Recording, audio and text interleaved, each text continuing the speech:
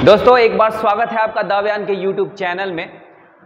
जैसा कि आपको पता है कि बीपीएससी के दो एग्जाम, अभी जो टीचर वाला एग्जाम होने वाला है उसमें मॉडर्न हिस्ट्री, जहां पे आपको सिलेबस में ये बताया गया है कि भारतीय राष्ट्रीय आंदोलन से प्रश्न आने वाले हैं। तो भारतीय राष्ट्रीय आंदोलन से प्रश्न आएंगे वो 1885 से 1947 के बीच का जो ये कार्यकाल है वो है हमारा भारतीय राष्ट्रीय आंदोलन का कार्यकाल, जहां से आपके सवाल पूछे जाएंगे। और 69th बीपीएससी जिसका एग्जाम 30 सितंबर को होने वाला है, उसके लिए भी ये बहुत ज़्यादा फायदेमंद होगा। बीपीएससी टारगेट करता है मॉडर्न हिस्ट्री को, और मॉडर्न हिस्ट्री से सबसे ज़्यादा सवाल पूछे जाते हैं। तो आइए आज हम शुरू करते हैं कांग्रेस की स्थापना, ठीक है, और कांग्रेस का जो महत्वपूर्ण अधिवेशन हुआ था उसके बारे में पढ़ेंगे। और यहाँ से क्वेश्चन खूब आते हैं एग्जाम में, और जो भी फैक्ट्स हैं जो प्रीवियस ईयर में आए हुए हैं, साथ ही आ सकते हैं, उन सारे फैक्ट्स को आज हम लोग पढ़ेंगे। तो भारतीय राष्ट्रीय कांग्रेस, इसकी स्थापना की बात करेंगे तो इसकी स्थापना होती है 28 दिसंबर 1885 को। इसकी स्थापना किसने की थी? तो ए.ओ. ह्यूम ने की थी। क्या नाम था? ए.ओ. ह्यूम। और ए.ओ. ह्यूम जो थे ये आईसीएस अधिकारी थे। आईसीएस अधिकारी थे। ये रिटायर कर गए थे 1882 में, और उसके बाद डफरीन के कहने पर इन्होंने कांग्रेस को बनाया था, ठीक है। और ए ह्यूम जो है इसका सचिव बने रहे। क्या? महासचिव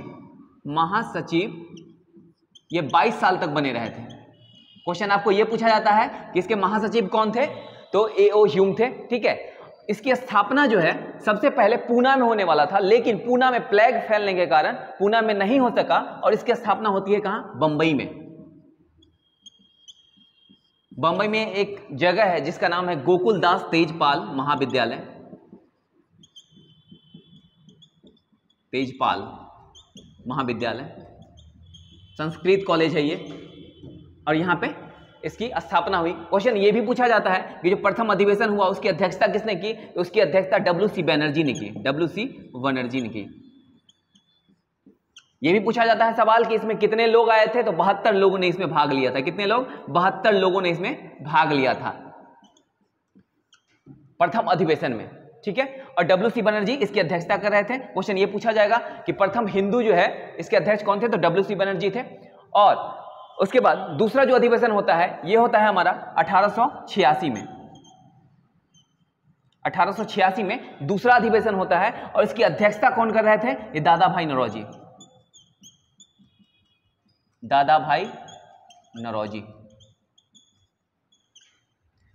नौरोजी इसकी अध्यक्षता कर रहे थे। और यह पूछा जाता है कि प्रथम पारसी अध्यक्ष कौन थे? तो दादा भाई नौरोजी थे। 1886 का अधिवेशन हो रहा था। यह अधिवेशन कहां हुआ था? तो यह कलकत्ता में हुआ था। यह कलकत्ता में अधिवेशन हुआ था। अगर दादा भाई नौरोजी की बात करें तो ये कुल 3 बार जो है अधिवेशन में भाग लिए थे। ये पहला अधिवेशन जो था ये 1886 में भाग लेते हैं। दूसरा जो अधिवेशन था ये 1893 में था, और तीसरा जो था ये 1906 में इन्होंने भाग लिया था अधिवेशन में। 1886 की बात करें तो ये कलकत्ता अधिवेशन था। अगर 1893 की बात करें तो ये लाहौर का अधिवेशन था। और 1906 की बात करते हैं तो ये 1906 में कहां अधिवेशन हुआ था? कलकत्ता में ही अधिवेशन हुआ था। 1906 में इनको मजबूरियां बुलाया गया था अधिवेशन के लिए, क्योंकि इनका उम्र बहुत ज्यादा हो गया था। और इस समय विवाद चल रहा था नरम दल और गरम दल। नरम दल की बात करें, ठीक है, तो इसमें जो है वैसे आदमी थे, वैसे आंदोलनकारी थे जो ये विश्वास करते थे कि हम जो है रिक्वेस्ट करके अंग्रेजों से अपना देश को वापस ले लेंगे, जबकि गरम दल वाले थे वो हिंसा में विश्वास करते थे, ठीक है। तो दादा भाई नौरोजी जो 1906 में बनते हैं, उस समय लाला लाजपत राय को बनाने का जो है डिमांड कर रहे थे। कौन? गरम दल वाले। अगर गरम दल की बात करें, गरम दल, तो इसमें आता है नाम लाल बाल और पाल का। लाला लाजपत राय, बाल गंगाधर तिलक और बिपिन चंद्र पाल, और एक अरविंद घोष भी थे। क्या नाम था? अरविंद घोष।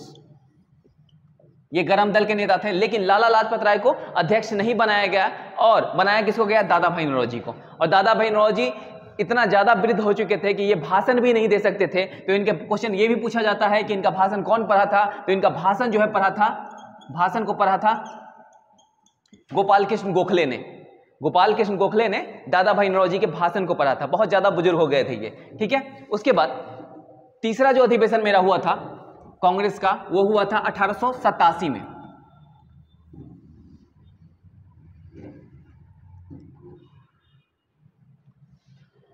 1887। और 1887 में जो अधिवेशन होता है ये होता है मद्रास में। 1887 का अधिवेशन मद्रास में हुआ था और इसके अध्यक्ष जो थे ये बदरुद्दीन तैयब जी थे। अध्यक्ष बदरुद्दीन तैयब जी।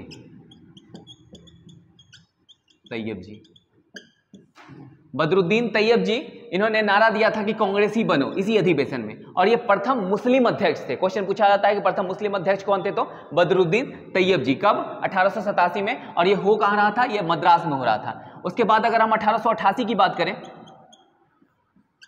तो इसका जो अधिवेशन है ये होता है इलाहाबाद में, और इसकी अध्यक्षता है जॉर्ज यूले कर रहे थे। ये अंग्रेज थे, जॉर्ज यूले कर रहे थे 1888 के अधिवेशन की अध्यक्षता। ये कौन थे? अंग्रेज थे। ये भी पूछा जाता है कि प्रथम अंग्रेज कौन थे, तो जॉर्ज यूले। ठीक है। उसके बाद एक और अधिवेशन है 1889 का। 1889 का जो अधिवेशन था ये वेडनबर्न और इन्होंने अध्यक्षता की, और ये जो अध्यक्षता की इसमें महिलाओं को शामिल किया गया था। महिलाओं को शामिल किया गया था। कब के अधिवेशन में? 1889 के अधिवेशन में। और वेडनबर्न जो है इसकी अध्यक्षता कर रहे थे। एक सवाल ये भी पूछा जाता है कि ए.ओ. ह्यूम की जीवनी किसने लिखी, तो वेडनबर्न ने ही ए.ओ. ह्यूम की जीवनी लिखी थी। ए.ओ. ह्यूम की जीवनी किसने लिखी थी? वेडनबर्न ने लिखी थी। और ए.ओ. ह्यूम कौन है? ए.ओ. ह्यूम जिसने स्थापित किया था कांग्रेस को। ठीक है। प्रथम अध्यक्ष W.C. बनर्जी। प्रथम अधिवेशन कहां हो रहा है? प्रथम अधिवेशन बंबई में हो रहा है। दूसरा अधिवेशन कहां हो रहा है? कलकत्ता में हो रहा है, जिसके अध्यक्ष कौन थे? दादा भाई नौरोजी। तृतीय कहां हो रहा है? ये मद्रास में हो रहा है, जिसकी अध्यक्षता बदरुद्दीन तैयब जी, प्रथम मुस्लिम अध्यक्ष। उसके बाद 1888 का जो है वो इलाहाबाद में हो रहा है, जॉर्ज यूले अंग्रेज अध्यक्ष थे। ठीक है। उसके बाद और जो महत्वपूर्ण अधिवेशन है उसको हम लोग देखेंगे।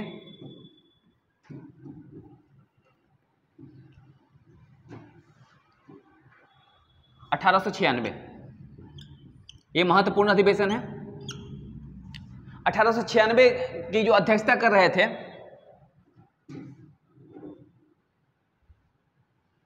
ये कलकत्ता में हो रहा था।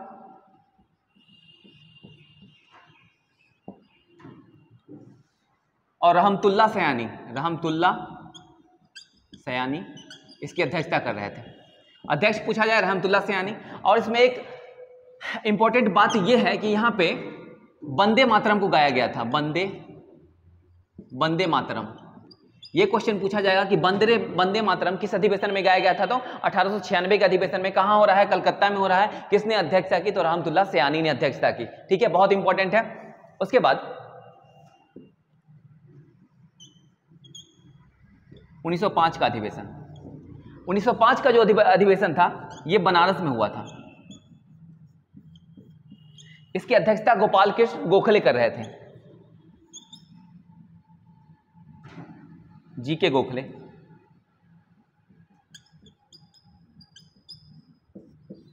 जी.के. गोखले इसकी अध्यक्षता कर रहे थे। क्वेश्चन ये पूछा जाता है कि महात्मा गांधी के गुरु कौन थे, तो ये गांधी के गुरु थे गोपाल कृष्ण गोखले। ठीक है। और गोपाल कृष्ण गोखले के भी गुरु थे जिनका नाम था रनाडे। महादेव गोविंद रनाडे इनके गुरु हुआ करते थे। और गांधी के गुरु कौन थे? जी.के. गोखले। जी.के. गोखले ने क्या किया? बनारस का अधिवेशन 1905 में अध्यक्षता करते हैं। और जी.के. गोखले 1906 में दादा भाई नौरोजी क्या भाषण पढ़ा था इन्होंने। उसके बाद इनकी मृत्यु क्या हो जाती है? 1915 में, जब गांधी जी भारत आते हैं। गांधी जी 9 जनवरी 1915 को भारत आते हैं। 1915 को भारत आए थे और उनके आने की खुशी में क्या बनाया जाता है? इनके आने की खुशी में मनाया जाता है, क्या मनाया जाता है? अरे गांधी जी के आने की खुशी में क्या मनाया जाता है? गांधी जी के आने की खुशी में, और गांधी जी के भारत आने की खुशी में प्रवासी दिवस मनाया जाता है। 9 जनवरी को मनाया जाता है। 1915 में यहां पे आए थे भारत में। उसके बाद 6 का अधिवेशन देखें। 1906 का अधिवेशन।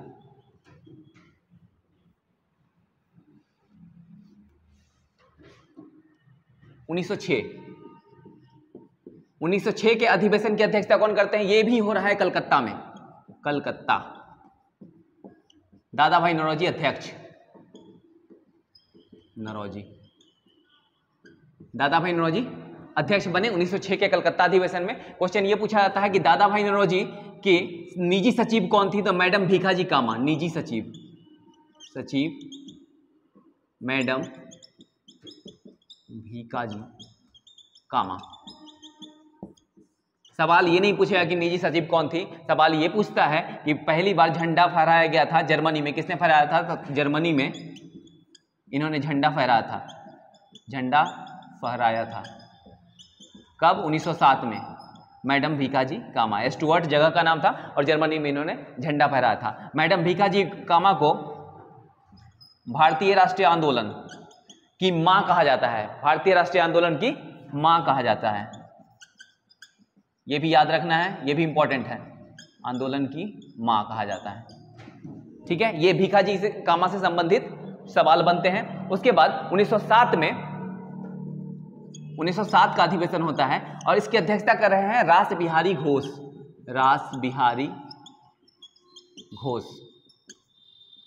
ठीक है, यहां पे सूरत फुट होता है। ये हो कहां रहा है? ये सूरत में हो रहा है, सूरत में हो रहा है। और यहां पे नरम दल और गरम दल का विभाजन हो गया, नरम दल और गरम दल, गरम दल का विभाजन हो जाता है।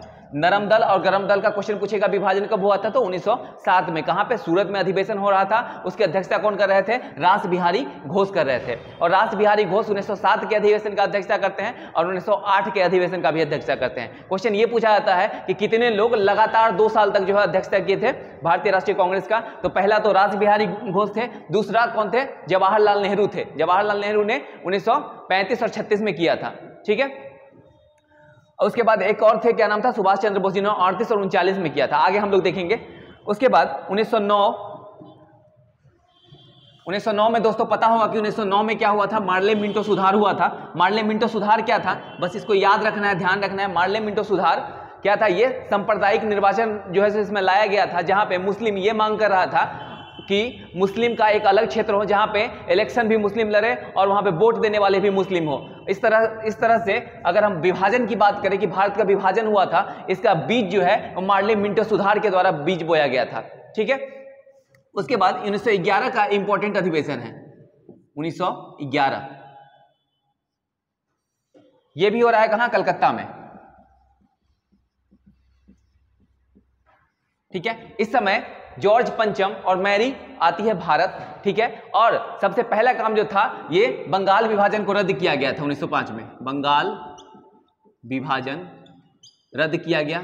साथ ही साथ कलकत्ता से दिल्ली ट्रांसफर किया गया था, क्या? राजधानी। और ये जो बंगाल विभाजन था दोस्तों, ये बंगाल विभाजन 1905 में हुआ था।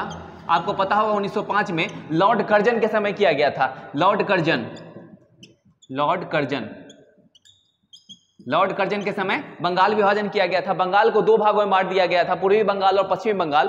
और इसमें हिंदू और मुस्लिम की बहुलता ज्यादा थी। पूर्वी बंगाल की बात करें तो वहां पे हिंदू ज्यादा था, जबकि पश्चिम बंगाल की बात करें तो यहाँ पे हिंदू ज्यादा था और पूर्वी बंगाल में मुस्लिम ज्यादा था। जो वर्तमान बांग्लादेश का इलाका है उसमें मुस्लिम ज्यादा हुआ करता था। और कहा गया था कि हमको प्रशासन चलाने में दिक्कत हो रहा है, प्रशासनिक आधार पर हम बंटवारा कर रहे हैं। ये बिल्कुल नहीं था, वो विभाजित करना चाहते थे। वो जानते थे कि अगर हिंदू और मुसलमान एक साथ रहा तो फिर हम अपना सरकार, हम अपना जो यहाँ बिजनेस कर रहे हैं, लूटपाट कर रहे हैं, वो हम लोग नहीं कर पाएंगे। इसलिए बंगाल विभाजन किया गया था 1905 में। क्वेश्चन ये पूछा जाता है उस समय कौन थे यहाँ पे? कर्जन थे, वायसराय। ठीक है, अगर कर्जन की बात करें तो कर्जन के समय में ही विश्वविद्यालय आयोग आया था। विश्वविद्यालय आयोग आया था और इसके अध्यक्ष कौन थे? रेले थे। ठीक है, अकाल आयोग बना था, अकाल आयोग बना था जिसके अध्यक्ष मैकडोनाल्ड थे। तो ये भी बात आपको ध्यान रखना है कर्जन से संबंधित। ठीक है, उसके बाद बंगाल विभाजन कब? 1911 में कलकत्ता में जो अधिवेशन हो रहा है उसमें रद्द कर दिया गया। ठीक है, कैपिटल को चेंज कर दिया गया और 1911 में ही रविन्द्रनाथ टैगोर ने जन गण मन गाया था। जन गण मन जो राष्ट्रगान हमारा रविन्द्रनाथ टैगोर ने गाया था। और इसी जनगण मन के लिए इनको 1913 में नोबेल पुरस्कार मिला था रविन्द्रनाथ टैगोर को। जनगण मन से बहुत ज्यादा प्रभावित हुआ था कौन? जॉर्ज पंचम जो था वो बहुत प्रभावित हुआ था और इनको रिकमेंड करना चाह रहा था कि इनको नोबेल पुरस्कार दिया जाए, लेकिन किसी एक गीत पे, किसी एक पोएम पे जो है वो नोबेल पुरस्कार नहीं दिया जा सकता था। इसलिए इनकी जो पुस्तक थी गीतांजलि, गीतांजलि के लिए इनको नोबेल पुरस्कार मिला था। कब मिला था? 1913 में मिला था। क्या मिला था? नोबेल पुरस्कार। तो ये भी ध्यान रखना है। भारत की राजधानी बोले तो दिल्ली कर दिया गया, ठीक है। 12 में ये दिल्ली हो जाता है भारत की राजधानी, ठीक है। 1911 का अधिवेशन। उसके बाद 1916 का अधिवेशन बहुत महत्वपूर्ण है। आपको पता है कि 1907 में बंट चुका है गरम दल और नरम दल। 1907 में गरम दल और नरम दल बंट चुका था, लेकिन 1916 में जो है 1916 में गरम दल और नरम दल एक हो जाते हैं। कहां अधिवेशन हो रहा है? लखनऊ में। लखनऊ में अधिवेशन हो रहा है, ठीक है। इसको लखनऊ पैक्ट के नाम से भी जाना जाता है। और इस लखनऊ अधिवेशन का अध्यक्षता कर रहे थे अंबिका चरण मजूमदार। अंबिका चरण मजूमदार, ठीक है। और इस लखनऊ पैक्ट में क्या हुआ कि गरम दल, गरम और नरम का पैचअप हो गया। गरम दल और नरम दल एक साथ मिल गए, ठीक है। बाल गंगाधर तिलक जो है वो दिल्ली से महाराष्ट्र से एक ट्रेन भर के जो है सो सदस्य लाए थे, कांग्रेस को ज्वाइन करवाए, कांग्रेस में ज्वाइन करवाए थे और वो लोग आकर के सपोर्ट किया था। और साथ ही इसमें जो है वो मुस्लिम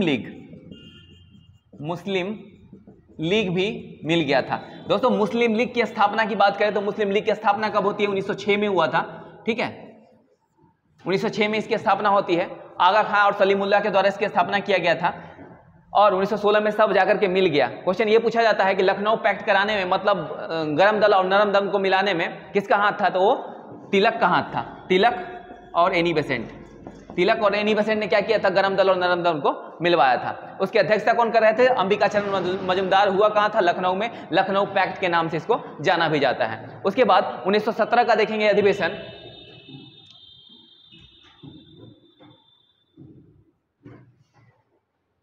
1917 का जो अधिवेशन हो रहा है ये भी कलकत्ता में हो रहा है। दोस्तों कलकत्ता में सबसे ज्यादा बार अधिवेशन हुआ है, ठीक है। कलकत्ता में ये भी अधिवेशन हो रहा है और इस कलकत्ता में एनी बेसेंट अध्यक्ष बनती है। क्वेश्चन ये पूछा जाता है कि प्रथम महिला अध्यक्ष कौन बनी थी? तो एनी बेसेंट बनी थी। 1917 में बनती है, कलकत्ता वाले अधिवेशन में बनती है, ठीक है।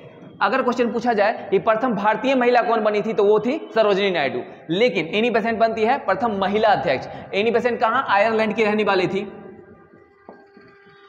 आयरलैंड की रहने वाली थी। भारत में अगर पूछा जाए कि थियोसॉफिकल सोसाइटी की स्थापना किसने की थी तो एनी बेसेंट ने किया था। कहां पे किया था? अडयार वाले क्षेत्र में किया था। अडयार कहां पड़ता है? तमिलनाडु में पड़ता है। उसके बाद एनी बेसेंट का बुक पूछा जाता है। इन्होंने जो बुक लिखा था उसका नाम था कॉमन बिल।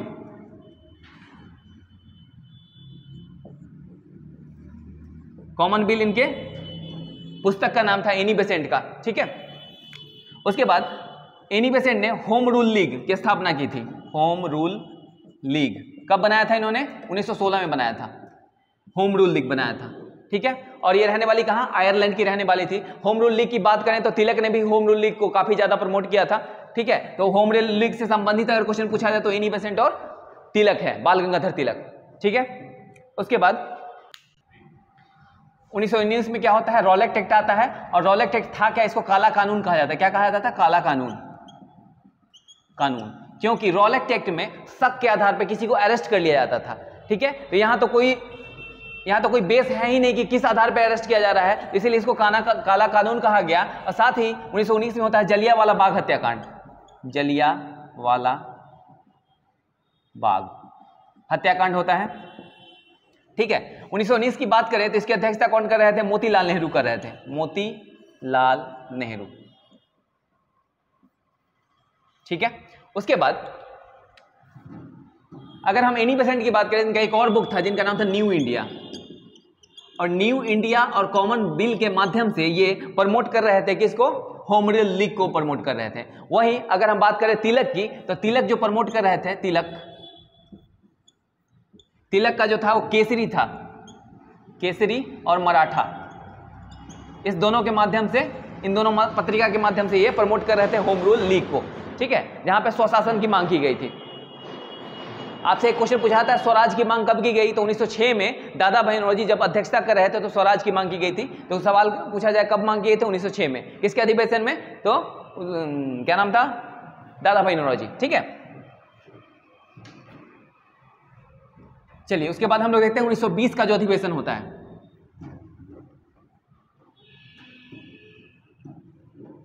1920 का अधिवेशन, 1920 का जो अधिवेशन होता है, राघवाचार्य अध्यक्ष थे, चार्य अध्यक्ष थे। और इस समय असहयोग आंदोलन शुरू होने वाला था, क्योंकि रॉलेट एक्ट और जलियांवाला बाग हत्याकांड के बाद गांधी जी एक बड़े आंदोलन को शुरू करना चाह रहे थे और शुरू किए उन्होंने असहयोग आंदोलन। इसका प्रस्ताव रखा गया था इसी अधिवेशन में। उसके बाद 1920 में एक और अधिवेशन होता है, इसको विशेष अधिवेशन के नाम से जाने जाते हैं। पूरे कांग्रेस के इतिहास में अगर बात करें तो 3 विशेष अधिवेशन हुए थे, ठीक है। एक 1918 में, ठीक है, एक होता है 1920 में, एक होता है 1923 में। और ये वही 1923 है जब सबसे कम उम्र के अबुल कलाम आजाद जो है सो अध्यक्ष बनते हैं कांग्रेस का, यही विशेष अधिवेशन में, ठीक है। तो 1920 का जो विशेष अधिवेशन था उसकी अध्यक्षता कौन कर रहे थे, लाला लाजपत राय, लाजपत राय। क्वेश्चन ये पूछा जाता है कि गरम दल के कौन नेता थे जो अध्यक्षता किए थे कांग्रेस का, तो लाला लाजपत राय थे, ठीक है, बाल गंगाधर तिलक नहीं किए थे। उसके बाद 1923 का हम अधिवेशन देखते हैं। 1923, ये 1923 वही समय है जब असहयोग आंदोलन को जब वापस ले लिया गया तो चित्तरंजन दास जो है सो अलग एक स्वराज पार्टी बनाए थे। क्या बनाए थे, स्वराज पार्टी, स्वराज पार्टी किसने बनाया था, चित्तरंजन दास और मोतीलाल नेहरू, यानी CR दास, ये याद रखना है, मोतीलाल नेहरू, मोतीलाल नेहरू, ये याद रखना है। उसके बाद 1923 में जो विशेष अधिवेशन होता है इसकी अध्यक्षता कौन कर रहे थे, अबुल कलाम आजाद, अबुल कलाम आजाद। सबसे कम उम्र का क्वेश्चन पूछा जाएगा कि कौन अध्यक्ष बने थे, अबुल कलाम आजाद, मात्र 35 साल उम्र था इनका, 35 साल में ये अध्यक्ष बनते हैं, ठीक है। और अबुल कलाम आजाद, ये भी सवाल पूछा जाता है कि सबसे लंबे समय तक कब रहे थे, तो 1940 में जो अधिवेशन हुआ था, 1940 का अधिवेशन होता है रामगढ़ में, कहां, रामगढ़ में अधिवेशन होता है। और 1940 से 46 तक जो है ये अधिवेशन ही कोई नहीं होता है, तो कंटिन्यू ये बने रह गए, कौन, अबुल कलाम आजाद जो है सो बने रह गए। अगर क्वेश्चन पूछा जाए कि अबुल कलाम आजाद ने कौन सा बुक लिखा है, तो India wins freedom, Abul Kalam Azad का है, इंडिया विंस फ्रीडम, ये अबुल कलाम आजाद के द्वारा लिखा गया है, ठीक है। एक अल हिलाल पत्रिका का नाम है, अल हिलाल, ये भी अबुल कलाम आजाद ने लिखा था, अल हिलाल, ये पत्रिका है जिसको लिखा था अबुल कलाम आजाद ने। सबसे कम उम्र 35 साल की उम्र में बनते हैं, सबसे लंबे समय तक 1940 से 46 मतलब 6 साल तक ये कांग्रेस के अध्यक्ष थे आजादी से पूर्व।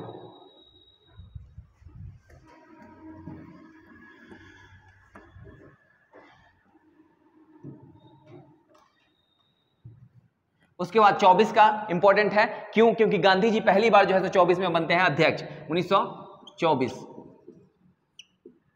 ये कहां होता है, कर्नाटक में होता है। और इसके अध्यक्ष कौन बनते हैं, गांधी जो है अध्यक्ष बनते हैं किसका, कर्नाटक में जो हुआ था 1924 में अधिवेशन, उसकी अध्यक्षता की थी किसने, गांधी ने की थी, ठीक है। उसके बाद 1925 में इंपॉर्टेंट है, प्रथम भारतीय महिला कहां हो रहा है, कानपुर में हो रहा है, कानपुर में हो रहा है। और प्रथम भारतीय महिला जिनका नाम क्या था, सरोजिनी नायडू, सरोजिनी नायडू, सरोजिनी नायडू जो है प्रथम भारतीय महिला थी जो अध्यक्ष बनी 1925 में, ठीक है। 1925 में एक और होता है, झंडा गीत गाया गया था, क्या नाम था, झंडा गीत, झंडा गीत गाया गया, विजय विश्व तिरंगा प्यारा, है ना। और झंडा गीत गाया गया, झंडा गीत को लिखा किसने था, श्यामलाल गुप्त पार्षद नाम था इनका, गुप्त पार्षद। पूछा जाए कब गाया गया था, तो 1925 में गाया गया था, ठीक है। 1925 की अध्यक्षता कौन कर रहे थे, सरोजिनी नायडू, प्रथम भारतीय महिला थी जो अध्यक्ष बनी थी, सरोजिनी नायडू, ठीक है। उसके बाद 1926 का अगर एक सवाल और पूछा जाए कि 1947 से पहले यानी देश आजादी से पहले कितनी महिला थी जो कांग्रेस के अध्यक्ष बनी थी, तो 3 महिला जो है तो कांग्रेस के अध्यक्ष बनती है। एक का नाम था एनी बेसेंट, कब 1917 में बनती है। उसके जस्ट 8 साल बाद 1925 में सरोजिनी नायडू, उसके बाद जस्ट 8 साल बाद 1933 में नलिनी गुप्ता बनती है, 1933 के अधिवेशन में अध्यक्षता की थी। तो 3 महिला थी जो भारतीय राष्ट्रीय कांग्रेस का अधिवेशन करती है, कब 1947 से पहले। ठीक है। 1926 में गुवाहाटी में अधिवेशन हो रहा है, गुवाहाटी। एक यहां इंपॉर्टेंट बात देख लेंगे, गुवाहाटी में जो अधिवेशन हुआ, यहां पे जो कार्यकर्ता है कांग्रेस का, उसके लिए खादी पहनना अनिवार्य कर दिया गया। खादी पहनना अनिवार्य किया गया था, ये याद रखना है, क्वेश्चन पूछा जाएगा। खादी पहनना अनिवार्य किस अधिवेशन में हुआ था? गुवाहाटी अधिवेशन 1926 में किया गया था। ठीक है। उसके बाद एक बहुत ही इंपॉर्टेंट अधिवेशन है 1929 का, 1929 ये हो कहाँ रहा है? लाहौर में हो रहा है। जगह का नाम है लाहौर, वर्तमान में पाकिस्तान में पड़ता है। इसकी अध्यक्षता नेहरू कर रहे हैं, JL नेहरू। और JL नेहरू ने यहाँ पे JL नेहरू रावी नदी के तट पे झंडा फहराते हैं और क्या? पूर्ण स्वराज की मांग किए थे। पूर्ण स्वराज की मांग क्वेश्चन पूछा जाए तो 1929 के लाहौर अधिवेशन में JL नेहरू के द्वारा मांगा गया था पूर्ण स्वराज। ठीक है। और पूर्ण स्वराज मांगा गया था कहां? रावी नदी के तट पे इन्होंने झंडा फहराया था और यह डिसाइड किया गया था कि हर साल 26 जनवरी को जो है हम स्वतंत्रता दिवस मनाएंगे, और 26 जनवरी 1930 को स्वतंत्रता दिवस मनाया गया था। ठीक है। यह है हमारा लाहौर अधिवेशन। उसके बाद 1931 का अधिवेशन है इंपॉर्टेंट। 1931 का अधिवेशन हो रहा था कराची में। इसकी अध्यक्षता कर रहे थे वल्लभ भाई पटेल।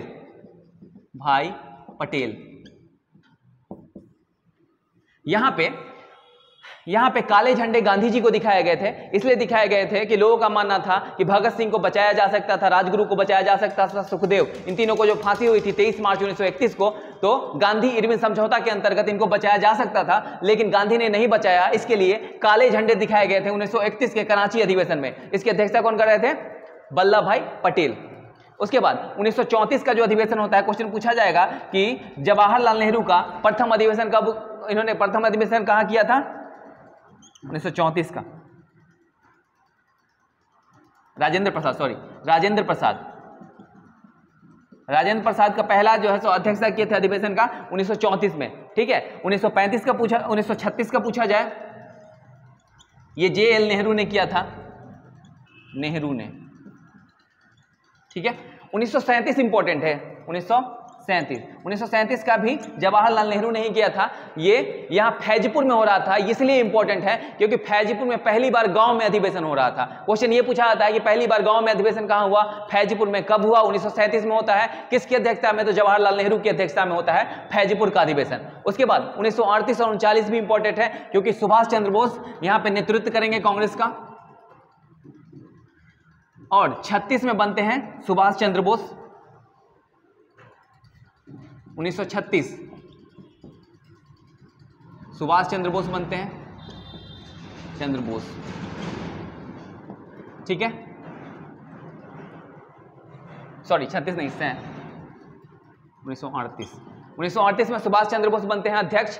ठीक है। उसके बाद 1939 में पहली बार अध्यक्ष पद के लिए क्या हुआ था? वोटिंग हुआ था। पहली बार वोटिंग हो रहा था और उस वोटिंग में जो है पट्टाभी सीतारमैया को हराया था। किसने? सुभाष चंद्र बोस ने हराया था। और पट्टाभी सीतारमैया गांधी जी के कैंडिडेट थे और गांधी जी उनको सपोर्ट कर रहे थे, और जब हार जाते हैं तो उन्होंने कहा था कि पट्टाभी सीतारमैया की हार मेरी हार है। और इस बात को देखते हुए सुभाष चंद्र बोस नाराज नहीं करना चाहते थे गांधी जी को, और वहां से उन्होंने इस्तीफा दे दिया कांग्रेस से। और उस समय 1939 में जो अध्यक्ष बने गए वो राजेंद्र प्रसाद को बना दिया गया। क्वेश्चन पूछा हो जाएगा कि सबसे पहली बार वोटिंग कब हुआ था? तो 1938 का अधिवेशन हुआ था। कौन जीते थे उसमें? सुभाष चंद्र बोस ने जीता था। हराया किसको? पट्टाभी सीतारमैया को। कैंडिडेट किसके थे? तो महात्मा गांधी के कैंडिडेट थे और उसको हरा दिया गया था, पट्टाभी सीतारमैया का। क्वेश्चन एक ये भी पूछा जाता है कि कांग्रेस का इतिहास किसने लिखा? कांग्रेस का इतिहास किसने लिखा?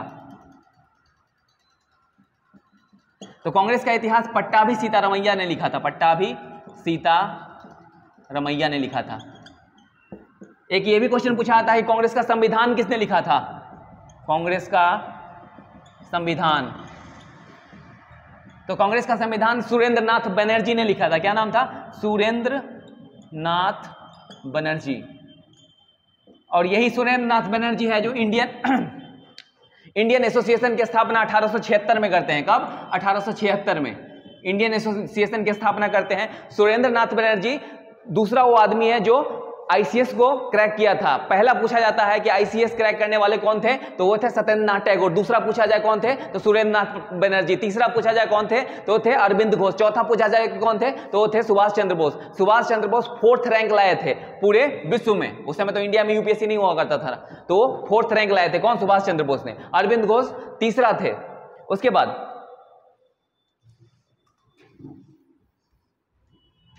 1940 का रामगढ़ का अधिवेशन होता है। 1940 रामगढ़ का अधिवेशन हुआ। इसकी अध्यक्षता कौन कर रहे थे? बता चुके हैं, अबुल कलाम आजाद, मौलाना अबुल कलाम आजाद। अबुल कलाम आजाद।